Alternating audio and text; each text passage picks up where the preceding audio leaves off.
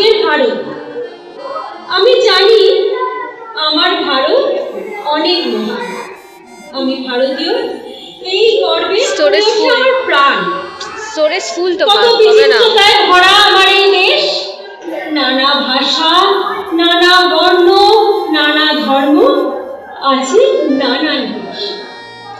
দ্রাবিড়, আর্য, মুঘল, পাঠান, কত জাতি এসে মিশে আমার ভারতকে করেছে আপন। আজ তাদের আলাদা করে কিসে? ব্রিটিশরা একদিন এসে আমার দেশকে করলো পরাধীন। যারা ভাই ভাই ছিল একদিন, তারা হিংসার অধীন। আজ নাকি আমার দেশ হয়েছে স্বাধীন, কিন্তু কোথায় তাদের নিজের সুখ? তারা যে শান্তি নেই।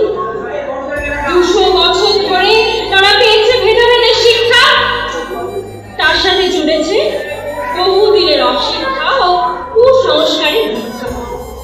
দেশ পেয়েছে মালিকানা, কিন্তু দেশ মাতারাই পরাধীন।